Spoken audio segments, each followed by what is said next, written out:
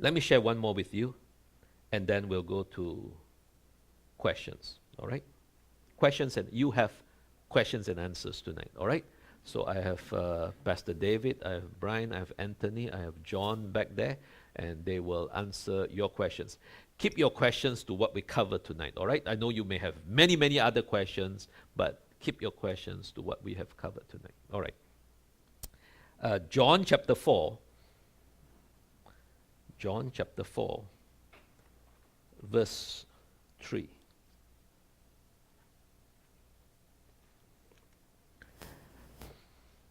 He left Judea and departed again to Galilee.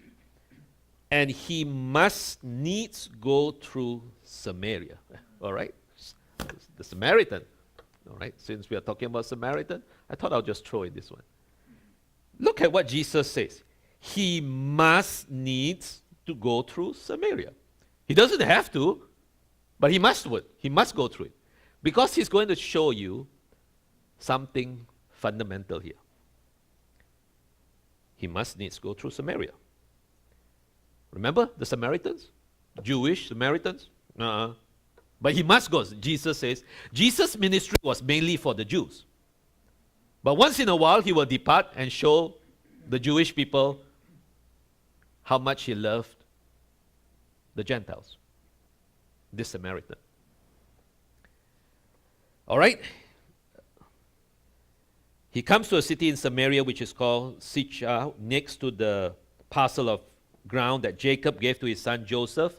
Now Jacob's well was there. Jesus, therefore, being wearied with his journey, he sat on the well. And it was about the 6th hour. Then came a woman of Samaria, once again, very familiar thing, all right? To draw water, Jesus says to me, give me to drink, for his disciples were gone away on the city to buy meat. Then says the woman of Samaria unto him, how is it that you, being a Jew, you Jewish people, you ask a drink of me, which am a woman of Samaria, for the Jews have no dealings with the Samaritans. All right. Jesus answered and said, if you knew the gift of God, and who is it that said to you, give me to drink, you would have asked of him, and he would have given you living water. The woman said to him, sir, you have nothing to draw with. You have nothing. No pot, no pail, nothing. The well is deep. Where are you going to get this living water?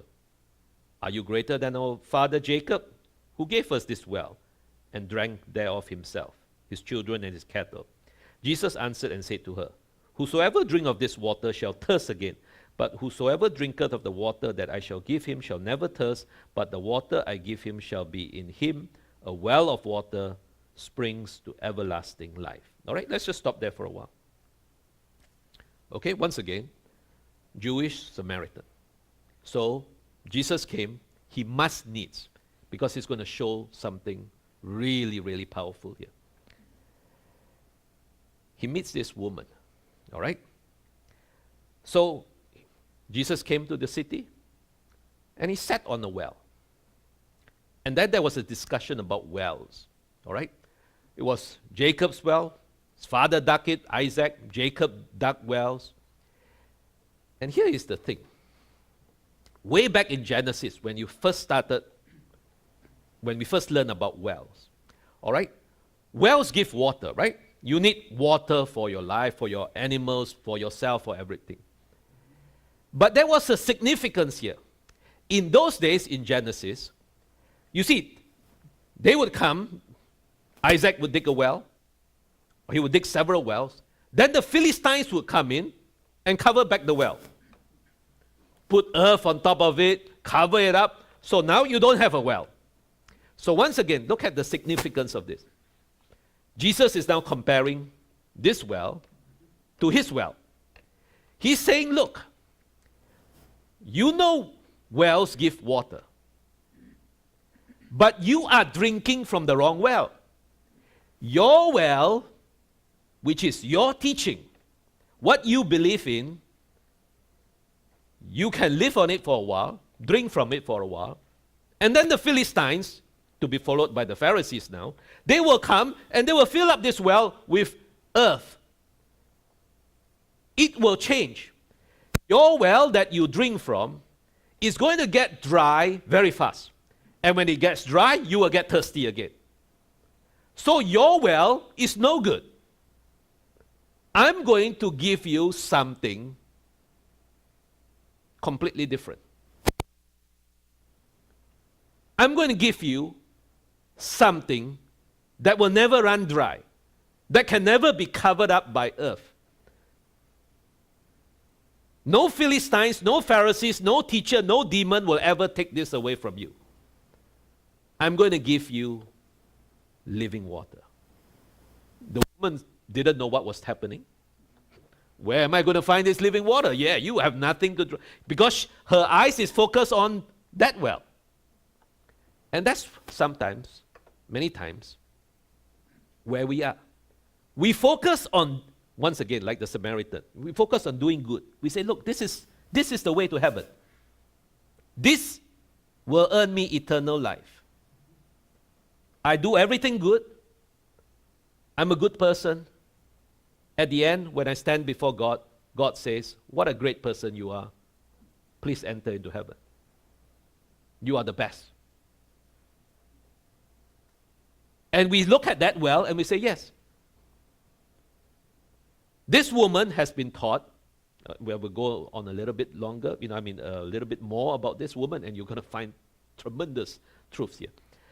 This woman has been fed a steady stream of lies about who she is, how bad she is, how terrible she is. And she's coming to the well, where she draws from every day. And Jesus sat on the well. Jesus sat on the well. The well that she wants to draw water from. And Jesus is now saying, look, you are in the wrong well. You got to have a different well.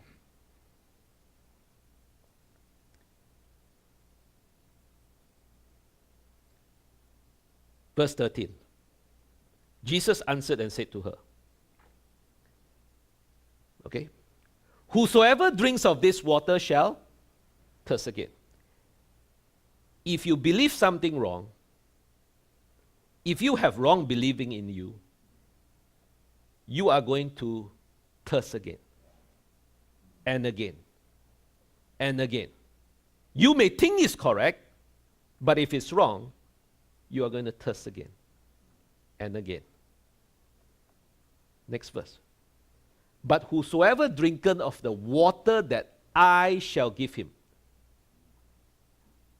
This is Jesus talking. I'm going to give you something completely different. Shall, come on, read this word with me. Never thirst again.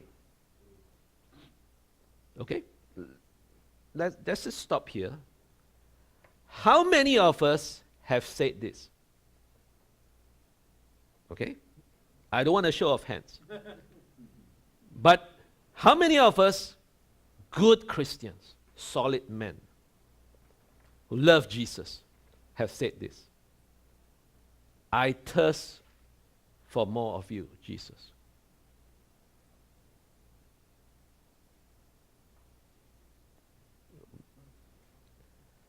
I thirst for you. You have directly contradicted what Jesus just said. Jesus says, if you drink from me, you will never thirst again. Because what Jesus gives to you is complete. It is perfect. It is complete. But we say things like, we don't do it intentionally, all right? And we don't do it with bad, or like we are actually trying to contradict what Jesus said. We say things because that's the way we have been taught. Because once again, what have we been taught? What the devil says, you know good, you know evil. Do good, avoid bad. So we try to do that. We try to do good, then we do something bad. So now we thirst again. Because we don't know who we are.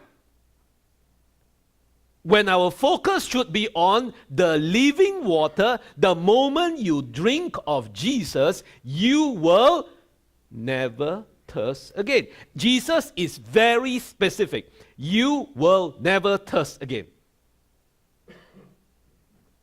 But the water that I shall give him shall be in him a well of water. You see, when you take Jesus in, Jesus will fill you up and you will pour out Jesus. So you